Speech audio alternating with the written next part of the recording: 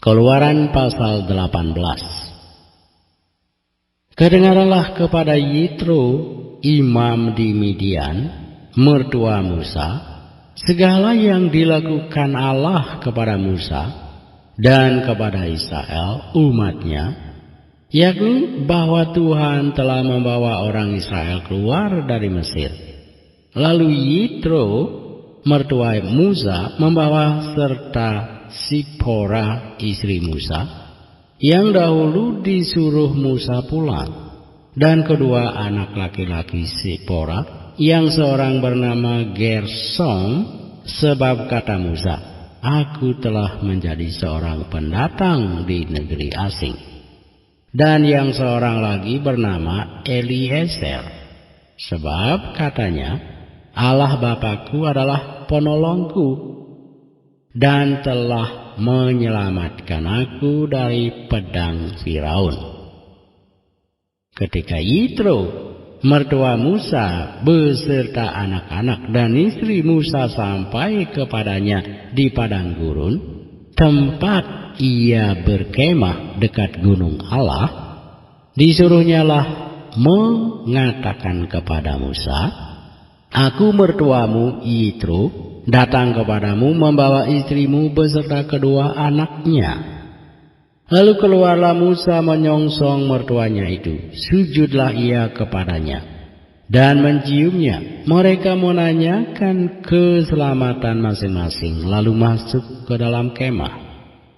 Sesudah itu Musa menceritakan kepada mertuanya segala yang dilakukan Tuhan kepada Firaun dan kepada orang Mesir, karena Israel dan segala kesusahan yang mereka alami di jalan, dan bagaimana Tuhan menyelamatkan mereka.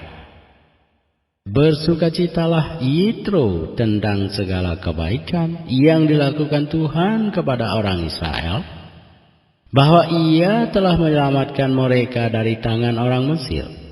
Lalu kata Yitro, terpujilah Tuhan yang telah menyelamatkan kamu dari tangan orang Mesir dan dari tangan Firaun. Sekarang aku tahu bahwa Tuhan lebih besar dari segala Allah, sebab ia telah menyelamatkan bangsa ini dari tangan orang Mesir. Karena memang orang-orang ini telah bertindak angkuh terhadap mereka.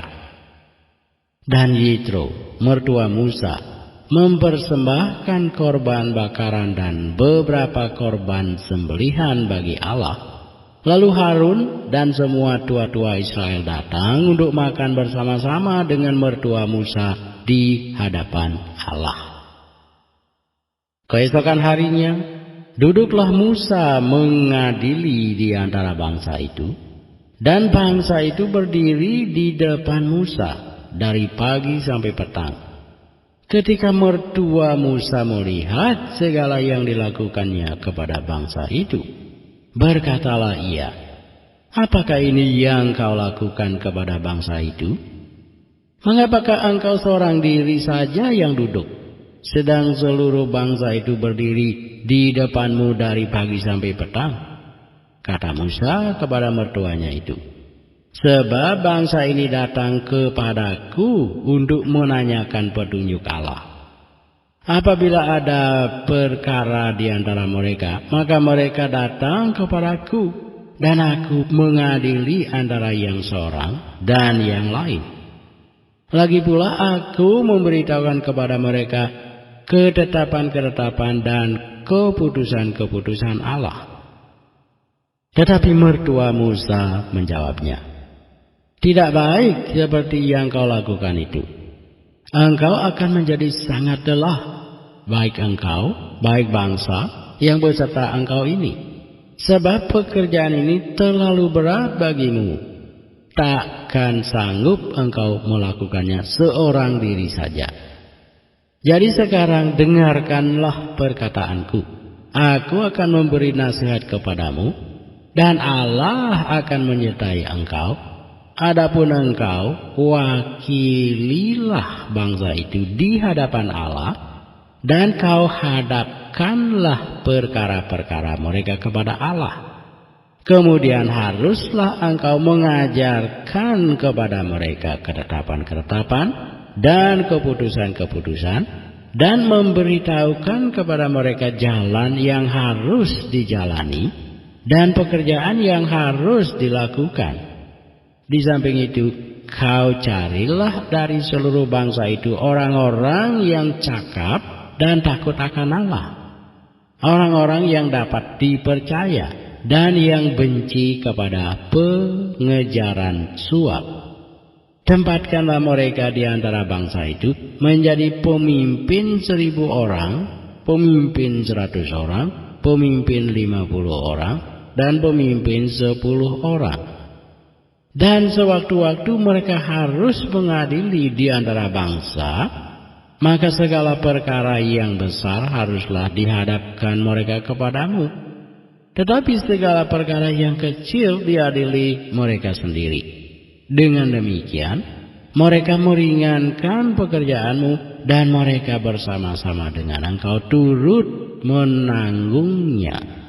Jika engkau berbuat demikian dan Allah memerintahkan hal itu kepadamu, maka engkau akan sanggup menahannya dan seluruh bangsa ini akan pulang dengan puas senang ke tempatnya. Musa mendengarkan perkataan mertuanya itu dan dilakukannya segala yang dikatakannya.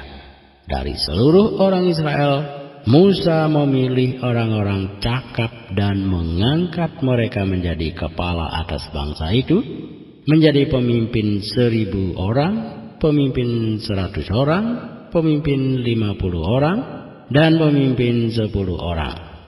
Mereka ini mengadili di antara bangsa itu sewaktu-waktu perkara-perkara yang sukar dihadapkan mereka kepada Musa, tetapi perkara-perkara yang kecil diadili mereka sendiri. Kemudian Musa membiarkan mertuanya itu pergi dan ia pulang ke negerinya.